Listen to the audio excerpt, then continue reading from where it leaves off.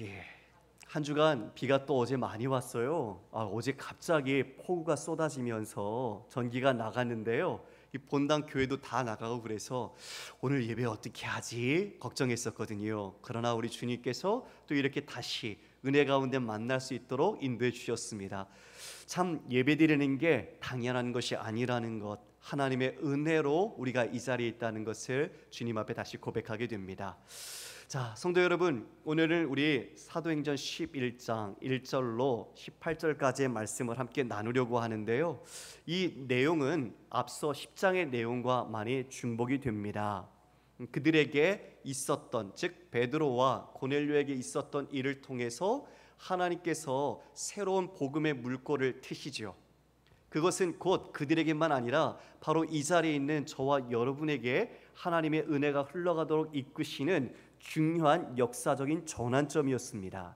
우리는 오늘 말씀 속에서 우리가 어떻게 이 복음을 받게 되었는지, 그리고 교회의 본질적인 사명과 그리고 우리가 무엇을 붙잡아야 할지 다시 한번 생각하고 깨닫는 은혜가 있기를 주님의 이름으로 축원합니다. 여러분, 질문 하나 던지겠습니다. 저를 보시겠습니까? 예수 그리스도의 복음은 누구를 위한 것입니까? 예수 그리스도의 복음은 누구를 위한 것입니까? 여러분, 이것은 단순히 신학적인 논쟁을 일삼는 게 아니라 우리가 교회의 본질과 성도의 사명이 무엇인지를 생각하는 질문입니다. 우리는 예수 그리스도를 믿습니다. 복음을 받았고 우리는 신앙의 삶을 살아갑니다. 그런데 복음을 우리는 내 중심적인 생각 속에서 우리가 틀 안에 가두어 해석할 때가 너무나 많습니다. 오늘 그런 내용이 이 11장에 고스란히 담겨 있습니다. 여러분, 1절, 2절 말씀을 제가 읽겠습니다. 유대에 있는 사도들과 형제들이 이방인들도 하나님의 말씀을 받았다 함을 들었더니 베드로가 예루살렘에 올라갔을 때에 할례자들이 비난하여, 지금 유대에 있는 사도들과 형제들입니다. 그러니까 안 믿는 사람이 아닙니다. 예수님 믿는 유대 그리스도인. 그런데 그들은 당시 어떤 상황이었죠? 신앙 때문에 박해를 받고 있던 상황입니다.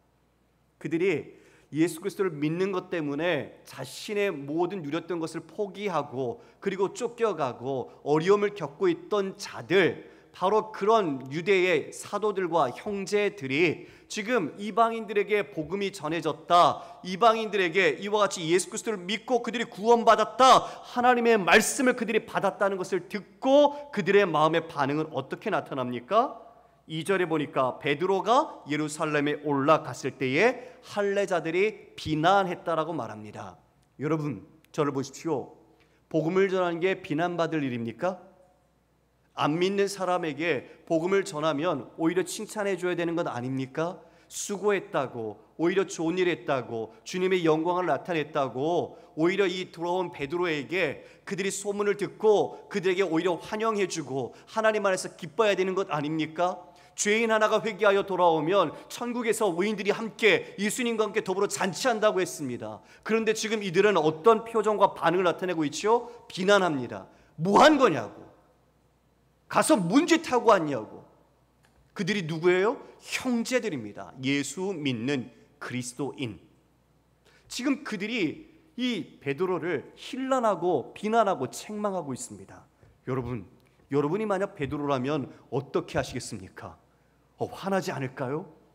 하나님께서 이 모든 역사를 일으켜 주셔서 고넬료를 만나서 복음을 전했고 그곳에서 놀라운 역사가 일어났는데 지금 자신이 돌아오자마자 베드로가 누구예요? 수제자 아닙니까? 그리고 예루살렘 교회에 있어서 어쩌면 대표격인 그런 위치와 자리에 있는 사람이에요. 어떻게 보면 어른이라고 할 수 있겠죠. 그런데 다른 사도들과 형제들이 이게 뭡니까? 왜 가서 그런 짓을 합니까? 왜 그 믿지 않는, 그러니까 무할례자들, 할례 받지 않은 자에게 가서 그들과 함께 먹습니까? 근데 여러분, 먹는다는 건 그들과 교제한다는 것이고 식탁에 초대한다는 건 그들과 함께 가족이 된다는 겁니다. 그러니까 지금 유대인들이, 지금 이 유대 그리스도인들이 화를 내고 분개한 이유는 뭐냐? 복음의 본질 때문에 싸우는 게 아니에요. 복음 때문에 베드로에게 비난한 게 아니에요. 뭘까요? 그들이 갖고 있던 자신들의 생각, 하나님의 복음보다 더 소중하다고 여겨지는 내 생각, 내 방식, 내 생활, 자기 주장, 이것이 바로 복음보다 위에 있으니 베드로가 하나님의 뜻을 따라서 놀라운 일을 하고 왔는데도 오히려 거기에 비난을 가하고 있습니다. 여러분, 성경에 우리 사도행전에 중요한 3대 사건이 있어요. 첫 번째가 뭐냐면 바로 오순절 성령 강림 사건입니다. 약속하신 성령이 교회에 임해서 모두가 성령을 받고 그리고 하나님의 은혜 안에 거하게 되는, 교회가 탄생하게 된 놀라운 역사적인 날이었죠. 두 번째는 교회를 핍박하고 예수 그리스도를 박해했던 사울이 다메섹 도상에서 예수님을 만난 사건입니다. 예수님이 바로 그를 이방인을 위한 택한 나의 그릇으로 하나님께서 이끌어 가셨죠. 그리고 세 번째 중요한 사건이 바로 고넬료 베드로와의 만남의 사건입니다. 지금 이 중요한 사건은 복음이라는 하나님의 구원이 유대인에게만 있는 것이 아니라 이방인들에게까지 흘러가야 한다는 것을 말씀해 주고 있는데, 지금 복음 앞에 예수 그리스도를 믿는 것 때문에 박해를 당하고 있는 유대 그리스도인이 오히려 하나님의 놀라운 섭리 가운데 역사를 감당하고 온 베드로를 꾸지람하는 겁니다. 여러분, 우리에게는 이런 일이 없을까요? 자, 베드로가 여러분 한 성격 하거든요. 불같은 성격입니다. 쉽게 말하면 다혈질이죠. 예수님 잡으러 온 그 대제사장의 종 말고를 귀를 잘라버렸어요, 칼로. 그리고 예수님이 부인할 것이다 이렇게 얘기했을 때 나는 결코 부인하지 않습니다. 자기는 장담했습니다. 그런데 3번이나 부인했죠. 예수 그리스도에 대한 정체성, 주는 그리스도시요 살아계신 하나님의 아들이라고 고백해놓고서 나중에 예수님이 고난당하실 걸 이야기하자 안 됩니다라고 붙잡고 항변했다가 사탄아 내 뒤로 물러가라 책망받았던 사람입니다. 그러면 지금 이와 같이 자신을 책망하는 그들 앞에서 어떻게 하는 게 당연할까요? 다 입 닫아, 조용히 해, 모르면 가만히 있어. 왜 모르는데 함부로 이렇게 이야기를 해? 충분히 그럴 수 있지 않을까요? 베드로 성격에. 근데 베드로가 그렇게 하지 않아요.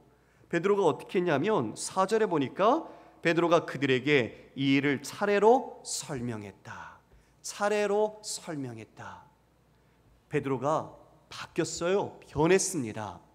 베드로가 그 불끈 울고는 그 성격이 아니라 지금은 차분하게 이야기를 합니다. 자, 여러분은 어떤 성격 가지고 계십니까? 예수님 믿고 여러분 성격이 바뀌었습니까? 아니면 똑같습니까? 여러분 어떠세요?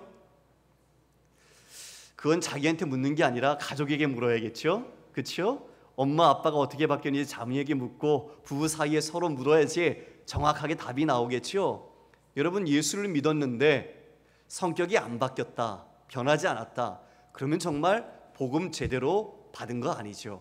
예수님을 제대로 만난 게 아닙니다. 왜요? 성경은 말합니다.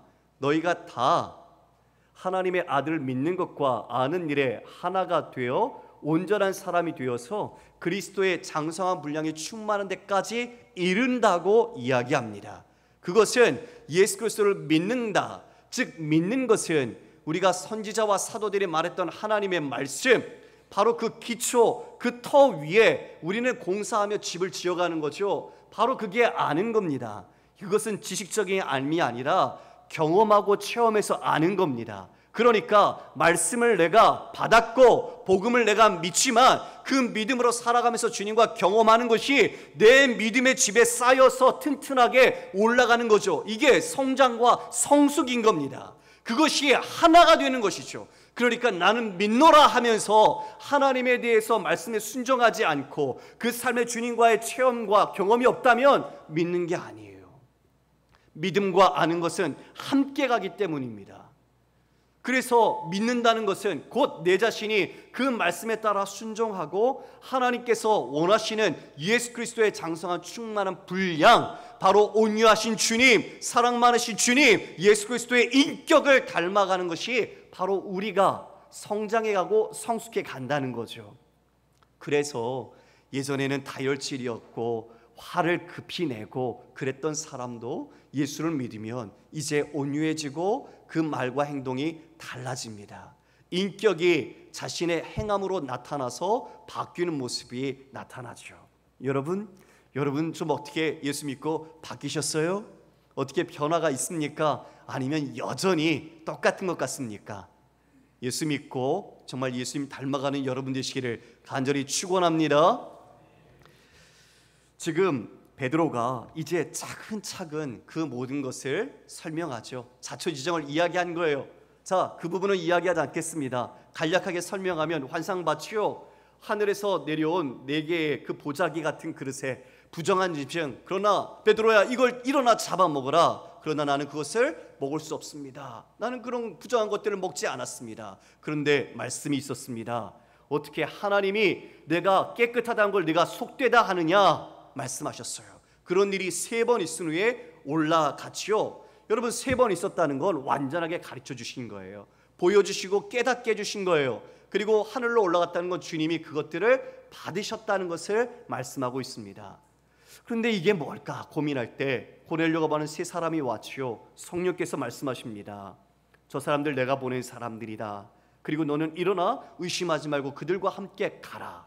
예, 하나님이 하셨습니다. 고넬료에게 갔더니 고넬료도 마찬가지로 하나님께서 환상 가운데 역사하셔서 베드로를 청하고 구원에 관한 복음을 듣도록 역사하셨죠. 여러분 이것이 모두 누가 주체입니까? 누가 주업니까? 하나님이 하셨습니다. 하나님이 하신 것을 베드로가 경험했죠. 그에게 복음을 전할 때 바로 그에게 성령이 임하는 것을 보았습니다. 똑같이 오순절 강림 때 자신들이 누렸던, 자신들이 경험했던 그 선물, 성령의 역사와 방언이 그들에게 임하니 이 모든 것이 하나님께서 하신 것이라는 것을 베드로는 이제 부인할 수가 없지요.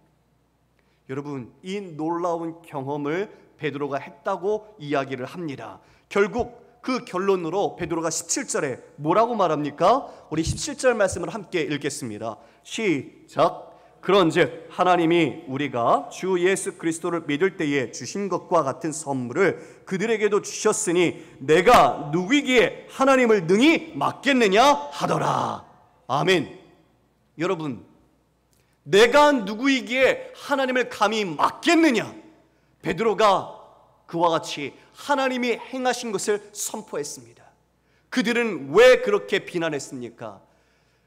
유대의 전통과 율법을 따라야 되는데 이방인일지라도 그들이 유대인이 되어야 자신들의 그 은혜를 누릴 수 있고 하나님의 그 은총 안에 들 수 있다고 생각했는데 지금 그런 것이 없이 이방인이 하나님의 말씀을 받았다는 것을 들은 게 된 거예요. 그래서 그들은 맨 처음에 그것을 받아들일 수 없었던 거죠. 왜요? 그들은 혈통으로 하나님의 선민이라는 자긍심, 그 이스라엘이라는 아브라함의 그 자긍심, 자손이라는 자긍심을 갖고 있었죠. 할례를 그들은 자랑했어요. 주님은 말씀하셨습니다. 몸에 한 할례가 아니라 마음에 할례하고 목을 다시 곧게 하지 말라.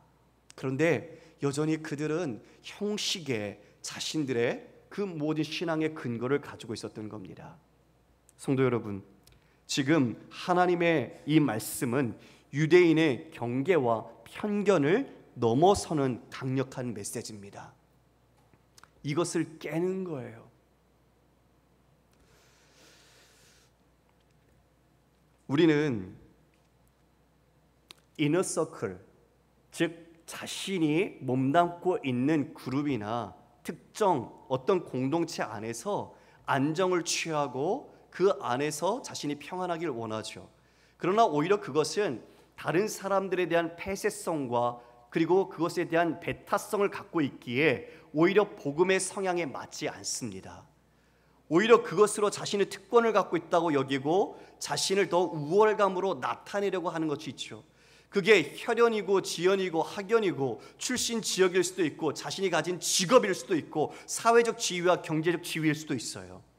우리가 그와 같이 자신이 몸담고 있는 것 안에서 자신은 복음보다 내가 생각하고 생활하는 가치와 방식이 더 우월하다고 생각할 때가 많은 겁니다. 여러분, 우리가 이게 깨져야 됩니다. 목사라고 안수받으면 구원이 100% 확보됩니까? 이 단에 서서 설교하면 하나님이 구원 티켓 그냥 주십니까? 아니요. 믿음으로 가는 겁니다. 그 믿음은 하나님이 기뻐하시는 믿음이어야지 내가 가진 내 자신을 위한 믿음이라면 천국 못 갑니다. 우리는 분명히 그 경각심을 가져야 합니다.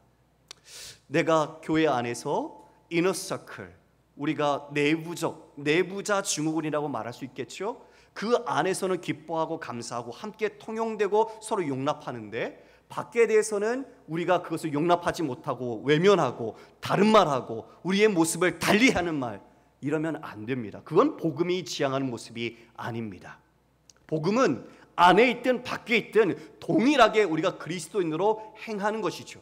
믿지 않는 사람이라고 해서 우리가 그들을 쌍안경 끼고 다른 눈으로 본다면 여러분, 그건 내 자신을 모르는 모습과 똑같은 거예요. 예수님이 중심이 아니라 내가 중심인 겁니다. 그렇게 우리는 다른 사람을 차별하는 내 마음의 배타적인 뿌리를 뽑아내야 합니다. 복음보다 더 중요하게 여기는 가치들을 제거해야 합니다. 교회는 다니는데 말씀은 들었는데 그 말씀을 내 믿음에 적용해서 삶으로 살지 않기 때문에 말씀의 능력이 없어요. 말씀을 들었지만, 그 말씀을 듣는 순간 기뻐했지만, 은혜 받았지만, 나는 믿음의 사람으로 여겼지만 나가서는 내 방식과 내 가치관대로 사는 거예요. 내가 속한 그 특정 그룹과 내가 가지고 있는 평안함 속에서 내 뜻이 먼저예요. 그러니 하나님 중심으로 살지 않고 말씀이 내 삶의 중심이 되지 않으니 복음의 역사가 없어요. 여러분, 개탄할 일 아닙니까? 지금 베드로를 비난한 사람이 누구였다고요? 예수님 때문에, 믿음 때문에 박해받던 사람들. 우리는요, 또 통제와 예측 가능성을 갈망합니다. 쉽게 말하면 내가 컨트롤할 수 있는 것을 만들어 놓고 그 안에서 편하고 싶은 거예요. 통제하고 예측할 수 있도록. 그러다 보니까 우리의 이해와 경험으로 우리가 울타리를 칩니다. 그러면 하나님도 그 안에 끌어들이게 되는 거죠. 하나님의 주권이나 하나님의 차별 없는 무제한적인 은혜가 내가 테두리 치고 있는 경계 안에 들어와서 제한이 되는 거예요. 하나님의 주권도 제한하는 거죠. 하나님은 나를 뛰어넘으시는 분인데 하나님을 내 생각과 가치관, 내가 갖고 있는 예측 가능한 그 통제 안에 하나님을 담으려고 하는 겁니다. 이것의 내면을 보면 이건 자기 의에 빠져 있는 겁니다. 믿음보다는 자기 행위에, 그리고 은혜보다는 하나님께 내가 한 업적을 더 신뢰하려고 하고 있는 마음이죠. 죄 아래 죄가 있는 내 마음속 가장 기저에 바로 우리의 행동의 근원이 되는 마음의 우상이 있더라는 겁니다. 성도 여러분, 그래서 우리는 날마다 회개하고 갱신하고, 그리고 누구도 여기서 안심해서는 안 됩니다. 간절히 이 말씀이 다시 우리에게 적용되고 싶다, 그 소망을 가지는 것은 우리의 이 말씀이 내 삶에 적용되지 않는다면 우리는 말씀을 들어도 그 말씀의 영향력을, 그리고 그 체험을 하지 못할 겁니다. 말씀을 여러분이 받아들이고 그 말씀으로 살아낼 때, 순종할 때 비로소 어쩌면 우리는 그리스도인이라 말할 수 있고 하나님의 은혜와 역사를 우리는 더 실제적으로 우리가 입을 수 있기 때문이죠. 복음은 우리에게 희망을 줍니다. 그래서 예수 그리스도가 우리의 궁극적인 해결책입니다. 여러분, 저를 다 바라보십시오. 여러분 한 주간에 어려운 일도 있으셨지요? 참 눈물 날 일도 있으셨죠? 기쁜 일도 있으셨을 거고 감사한 일도 있으실 거예요. 그 모든 것의 궁극적 해결책, 그분은 누구십니까? 바로 예수 그리스도입니다. 할렐루야. 예수 그리스도, 그분이 어떻게 사셨는지 바라보십시오. 그분이 어떻게 이 땅에 오셔서 사셨습니까? 주님은 끊임없이 인종과 성별, 문화, 종교적 간섭, 사회적 간섭, 그 모든 경계와 한계를 뛰어넘어서 하나님은, 우리 주 예수님은 장벽을 무너뜨리셨습니다. 여러분, 그 많은 사람들이, 유대인들이 그렇게 배격하고 적개심을 가졌던 사마리아 여인을 찾아가셔서 만나 주셨습니다. 그리고 내가 생수의 근원임을 가르쳐 주셨고 그 여인으로 그 마을에 복음이 전해졌습니다. 매국노처럼 여겼던 셀이 누굽니까? 삭개오를 만났습니다. 삭개오야, 오늘 내가 너희 집에 머무르겠다. 사람들이 욕했습니다. 저가 죄인의 집에 유한다고. 그러나 주님은 가셨습니다. 그리고 그와 더불어 함께 거하셨습니다. 그리고 그 가정에 구원이 임했음을 말씀하셨습니다. 다른 사람들이 저 죄인에게 어찌 저럴 수 있느냐 하실 때 예수님 말씀하셨습니다. 나는 의인을 부르러 온 것이 아니라 죄인을 부르러 왔노라. 누가 의인이고 누가 죄인입니까? 주제 파악이 안 되니까 자기가 의인인 줄 알고 다른 사람을 죄인으로 봅니다. 우리가 복음을 가지고 알면서도 복음의 편견과 장벽을 가지고 우리가 다른 사람을 본다면 우리가 바리새인과 서기관과 무엇이 다르겠습니까? 유대인들이 깜짝 놀랄 만한 일이 있었죠. 그들이 가장 믿음이 좋은 줄 알았는데요, 아주 충격적인 사건이 하나 있었습니다. 로마 백부장, 이방인이죠. 그에게 하인이 있었는데 중풍병으로 고통받고 있었습니다. 그가 예수님께 찾아가 예수님께 이 하인을 고쳐달라고 합니다. 그런데 그 스토리가 범상치 않아요. 마태복음 8장 8절에서 10절 말씀 우리 자막으로 함께 같이 읽을까요? 시작. 백부장이 대답하여 이르되 주여, 내 집에 들어오심을 나는 감당하지 못하겠사오니 다만 말씀으로 하면 하옵소서. 그러면 내 하인이 낫겠사옵나이다.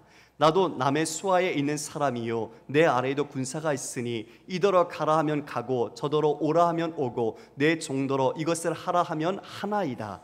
예수께서 들으시고 놀랍게 여겨 따르는 제자들에게 이르시되 내가 진실로 너에게 이르노니 이스라엘 중 아무에게서도 이만한 믿음을 보지 못하였노라. 할렐루야.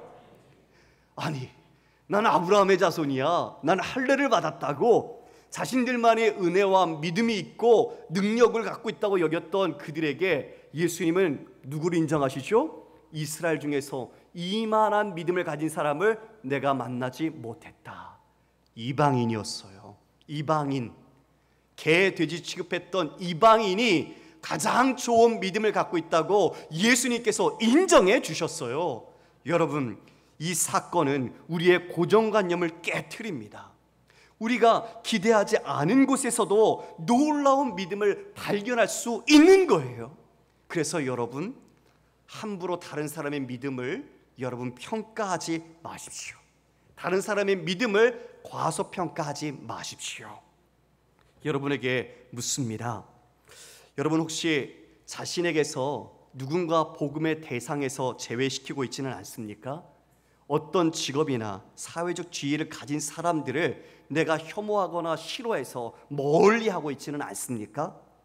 어떤 나라나 민족, 인종에 대한 편견을 갖고 있지는 않습니까? 우리 사회에서 사마리아인 세리와 같은 사람은 누구일까요?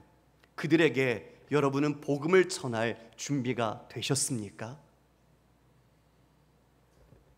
예수님 누가복음 23장 34절에 이와 같이 말씀하셨습니다. 이에 예수께서 이르시되 아버지, 저들을 사하여 주옵소서. 자기들이 하는 것을 알지 못함이니이다. 여러분, 자신을 못 박는 자들을 십자가에 달려 죽어가는 그 순간 과정 속에서도 예수님께서는 자신에게 고난을 가하는 이들을 위하여 죄의 용서를 구하는 기도를 드리셨습니다. 여기에 어디 차별이 있고 자랑이 있으며 우월감이 있고 누구에 대한 혐오와 배제가 있습니까? 자신을 죽이는 자들 앞에서도 그들을 위한 용서를 구하는 기도를 드리시는 예수 그리스도, 바로 그분 때문에 우리는 이 모든 은혜 속에서 주님을 따를 수 있도록 우리가 부름을 받지 않았습니까? 십자가는 모든 장애물과 장벽들을 다 무너뜨립니다. 할렐루야. 우리는 십자가, 우리 주 예수 그리스도의 십자가의 길을 따르는 성도입니다. 십자가의 길에서 우리가 누군가를 만났을 때 미움도 분열도 다툼도 그 십자가로 우리는 다 승리하고 덮을 수 있습니다. 여러분께 묻고자 합니다. 혹시 여러분의 삶에 자신 안에서 나는 이걸 넘을 수 없어, 자신 안에 장벽과 혹시 차별, 장애물을 두고 있지는 않습니까? 여러분, 또는 가족에게 너는 참 예수 믿는다고 하면서도 어떻게 그렇게 사니? 그리고 거듭 짓는 죄 때문에 참 너는 차라리 안 믿는 게 낫겠다. 아니면 너는 더 심하게 왜 태어났니? 혹시 이런 식으로 우리가 말하거나 우리의 속으로라도 그렇게 표현했던 적이 없습니까? 죽을 만큼 눈물나게 하고 고통스럽게 하는 가족과 사람들이 있을 수 있습니다. 여러분, 있어요. 우리 이 안에도 있습니다. 그러나 기억하십시오. 누구든지 그리스도 안에서 우리의 배경이나 과거의 어떤 죄와 행동 관계없이 새로운 삶을 시작할 수 있습니다. 다시 한번요. 우리의 배경이나 과거의 죄, 행함 관계없이 새로운 삶을 주 예수 안에서 시작할 수 있습니다. 예. 우리의 편견으로 하나님이 깨끗하다 한 것을 속되다 하지 마십시오. 알코올 중독자도, 도박 중독자도, 마약 중독자도, 노숙자같이 삶을 포기한 것 같아 보이는 사람이라도, 겉으로 멀쩡해 보이지만 온갖 죄로 물들어 있는 자들도 하나님께 회개하고 돌이키면 다 받아 주십니다.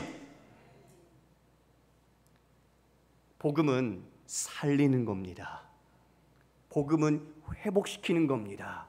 복음은 예수 그리스도 안에서 화목케 하는 것입니다. 여러분이 복음을 가지고 여러분의 생활 속에서 다른 사람을 배제하고 차별하고 멀리한다면 주님 아파하실 겁니다. 복음에 합당하게 우리가 진정 그 사람들을 위해 내 자신을 내어줄 수 있는 믿음의 삶을 살아가야 할 것입니다. 베드로의 이 말 듣고 그들 모두가 잠잠해졌습니다. 하나님께 영광을 돌리며 하나님께서 이방 사람들에게도 회개하여 생명에 이르는 길을 열어주셨구나, 그들이 이제 깨달았습니다. 그 전까지는 알지 못했어요. 여러분, 우스갯소리로 이런 말이 있습니다. 사람들은 누구나 다 개 2마리를 가지고 있답니다. 그 개가 무언가 선입견, 편견입니다. 선입견, 편견을 누구나 다 갖고 있다고 그래요. 근데 그 개를 둘을 없앨 수 있는 방법이 무엇인가? 그게 바로 백문이 불여일견을 가지는 겁니다. 경험한다는 거죠. 깨닫는다는 거죠. 자신이 그 처지에 가보면 그게 자신이 갖고 있던 편견과 선입견이 박살난다는 걸 이야기해 주는 겁니다. 베드로도 하나님이 이렇게 행하시지 않았다면 그도 알지 못했을 겁니다. 지금 이 유대에 있는 형제들도 마찬가지입니다. 여러분, 간절히 원하는 것은 하나님께서 우리에게도 이와 같이 갖고 있는 그 장애물과 경계와 한계를 우리에게서 복음으로 깨트려 주시기를 원합니다. 정말 그 복음이 얼마나 위대한 하나님의 은혜인지, 그리고 그 사랑이 얼마나 깊은지 다시 한번 내가 그 복음에 붙잡혀서 사람 살리는 믿음의 사람, 그리고 사람을 다시 주와 회복케 하는 복음의 사람, 내가 가는 곳마다 예수의 사랑과 은혜가 드러나는 믿음의 하나님의 나라를 이루어가는 사람이 되기를 간절히 소망합니다. 우리는 이에 복음 앞에 우리는 3가지로 우리의 삶을 변화시켜야 합니다. 첫 번째, 회개해야 합니다. 내가 가지고 있는 배타적인 편견들 인정하고 하나님 앞에 내려놓아야 합니다. 하나님, 내가 직급 때문에 저 사람들 우습게 봤어요. 모른다고 무시했어요. 하나님, 제 마음의 우상을 보게 해주세요. 제가 당신의 은혜를 제한하려고 했던 모든 순간을 용서해 주세요. 그리고 2번째, 우리는 다시 기뻐해야 합니다. 하나님, 우리 주님의 은혜가 우리 모두에게 이와 같이 열려 있다는 것이 얼마나 감사한지 모르겠습니다. 하나님이 이 은혜를 내가 찬양합니다. 하나님, 당신의 사랑에는 경계가 없음을 감사드립니다. 마지막으로는 이 복음의 삶을 실천해야 합니다. 여러분, 우리 삶에 고넬료와 사마리아 여인 같은 사람들이 있습니다. 누굴까요? 여전히 우리가 편견 때문에, 어떤 장애와 우리가 장벽 때문에 복음을 전하지 못했던 사람들, 직장생활 수십 년 같이 얼굴 보고 가족보다 친하게 지냈지만 복음 한번 전해보지 못했던 사람들, 오랜 동안 이웃으로 같이 지냈지만 예수 그리스도의 이름 한번 꺼내지 못했던 사람들, 여러분 왜 그렇습니까? 왜 전하지 못했습니까? 여러분 안에 복음을 가두어 두고 계십니까? 전하십시오. 전하십시오. 교회의 본질은 죄인들에게 복음 전해서 그들이 예수 믿고 구원받는 것입니다. 교회의 존재가 바로 거기에 있습니다. 그러므로 우리 모두가 하나님 앞에 걸림돌이 되지 맙시다. 내가 누구이기에 하나님을 맡겠느냐? 여러분, 돈 때문에, 명예 때문에, 사업 때문에, 자녀 때문에 하나님 막지 마십시오. 하나님 앞에 다시 한번 내가 받은 복음이 어떤 것인지 절실하게 깨닫고, 지금은 예수님을 알지 못해서 여전히 어둠 속에서 방황하고 또다시 개가 토한 것을 먹듯이 범죄하고 아파하는 자녀나 가족과 지체들, 이웃들이 있더라도 무시하지 마십시오. 복음은 그들에게도 하나님의 은혜 가운데 역사하며 그들이 다시 언제든지 하나님의 사람으로 돌아올 수 있습니다. 우리가 그들을 차별하고 멸시하고 우리가 배제한다면 그들이 과연 누구로부터 하나님의 복음을 듣고 생명의 구원을 얻을 수 있겠습니까?